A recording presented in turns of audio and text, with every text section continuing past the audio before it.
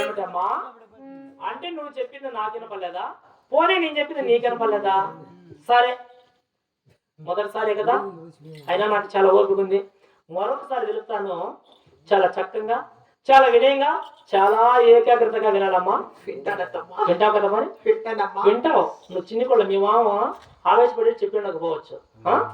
నేను చాలా వినయంగా చెప్తా. నాకు చాలా ఓపిక, ఎందుకంటే ఎంతో పెద్ద సంసారం ఏ కదని నేను ఇది పెద్ద లెక్క కాబట్టి చెప్తా. అమ్మా ఓమా లెక్కాలే పక్కాలే ఏం చూపించు మరే చెయ్యి కోళ్ళకు. ఏం చూపిస్తా? అదే ఏం చెప్పు. చెప్తామనే వచ్చినా. చెప్పు. చూడు, సంసారంగా ఏం చేయొద్దు మామూలు చెప్పు. సంసారంగా పరివర్తనలు ఉంటాయి, ఎన్నో ఆటుపోట్లు ఉంటాయి, ఎన్నో ఒడిదుడుకులు ఉంటాయి, ఎన్నో పంచాయతీలు ఉంటాయి. అన్ని చక్కదిద్దుకుంటా పోతేనే సంసారం. కాబట్టి సంసారం అనేది ఒక చదరంగా ఉండాలి. కాబట్టి నేను ఏదో విధంగా ఓర్పుతో నేర్పుతో ఏదో విధంగా నిన్ను దారి తీసుకొచ్చేంత వరకు నాదే బాధ్యత. సరేనా? నేను చెప్పినట్టు వింటావు కదా మరి? వింటావా? సరే చూడు, పలకమ్మ ఒకసారి. శివ శివ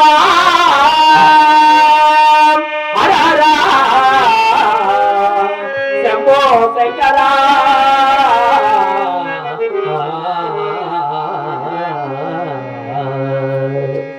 గోవిందా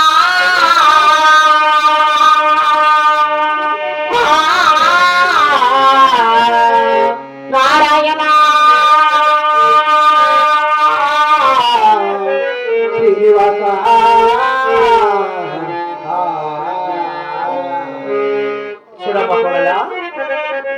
చూడు అత్తమ్మా, చాలా ఓపికగా చెప్తున్నాను. ఇంకనూ ఓపికనే చెప్తాను. ఏదో చిన్ని కూడా నీకు తెలిసని వయసు ఏదో చేసుకున్నాను కాబట్టి చేసుకున్న దానికి కానీ నీకు 1-10 సార్లు చెప్తా. అమ్మా కోడలా,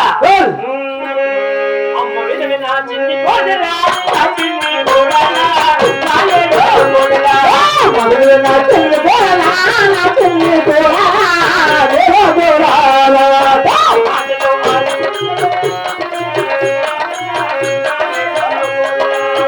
మాటలో పాలికించవే అమ్మా కోడలా,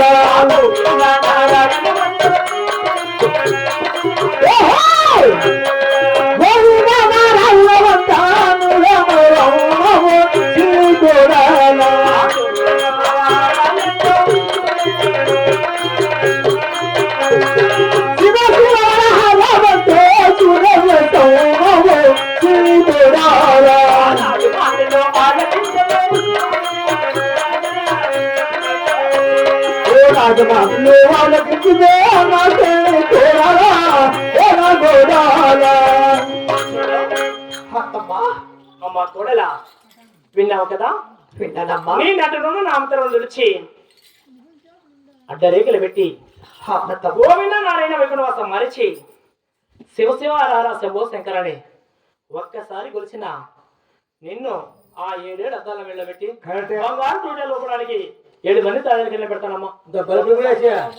అలాగే పిలుస్తానమ్మా. ఒక్కసారి పలకవమ్మా. పలికిదావా? చూడు, చూడు, 2 చూడు, 3 చూడు అన్నారు. 1, 2 చూశాను, చివరిసారిగా 3వసారి చెప్తున్నా.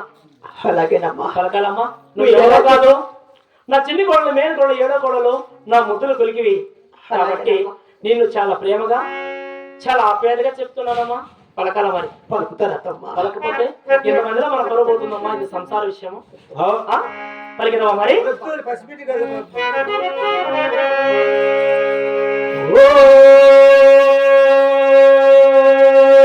ఓం నమః శివాయ.